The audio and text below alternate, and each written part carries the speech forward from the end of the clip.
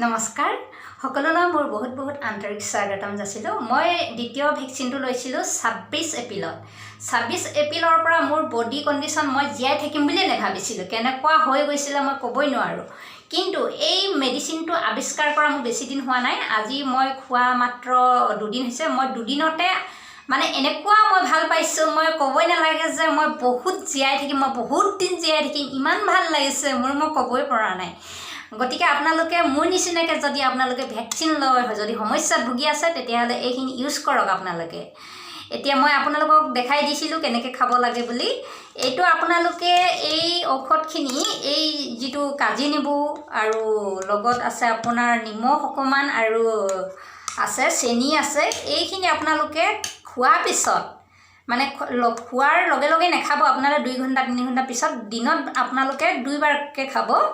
এইটো আপুনি খাব যে মোৰ যে যি অৱস্থা হৈছিলে সেইটোত মানে কি কাৰণত মানে এই অৱস্থাটো এনেকুৱা হৈছিলে মই কওঁ। ভেকচিনটো মানে কিছুমান মানুহক ভাল কাম কৰিছে, একো প্ৰব্লেম হোৱা নাই, কিন্তু বেছিভাগ মানুহৰ বহুত মানে সমস্যাত ভুগি আছে।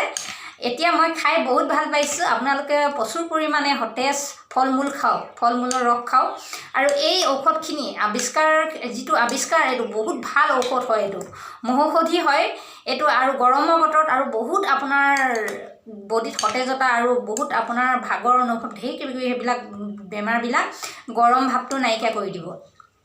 এইখিনি আপোনালোকে কি কৰিব, মই এতিয়া 2 দিন খোৱাৰ পিছতে আজি ৰাতিপুৱা কি হ'ল কওঁনে, যেতিয়া মই শৌচ কৰিছিলোঁ তেতিয়া মানে মোৰ এই মুখৰ ফালে মানে কফ আহিলে, কফত মানে তেজ অকণমান তেজ আহি গৈছিলে। মানে সেইখিনি আগতে ভেকচিনটো লোৱাৰ পিছত মানে এইবিলাক যে হিৰবিলাক টানি ধৰিছিলে, হাড়বিলাক কঁকাল কিবাকিবি এইবিলাক টানি ধৰিছিলে, সেইখিনি তাৰমানে জাম হৈ গৈছিলে ভিতৰত সেই ভেকচিনটো লোৱাৰ পিছত। সেইটোৰ কাৰণে কিছুমান মানুহ মৰি যায়, মানে ভিতৰত জাম হৈ যায়, চলাচল কৰিব নোৱাৰে, সেইকাৰণে মৃত্যু মুখত পৰে।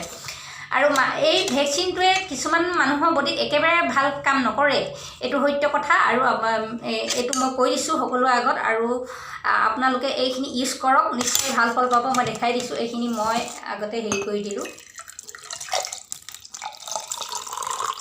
1 গিলাচ আপোনালোকে দিনত 2 গিলাচকৈ খাব দেই।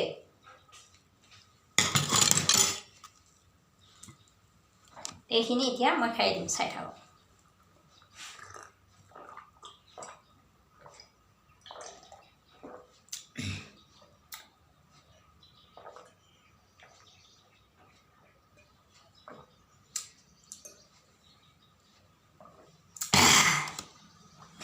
এইখিনি খাই মোৰ গাত বহুত জোৰ আহিছে, বহুত ভাল লাগিছে, যেন মই বহুত দিন জীয়াই থাকিম সেনেকুৱা এটা মোৰ অনুভৱ আহিছে। যিটো ভেকচিন লৈ পিনি যিটো মোক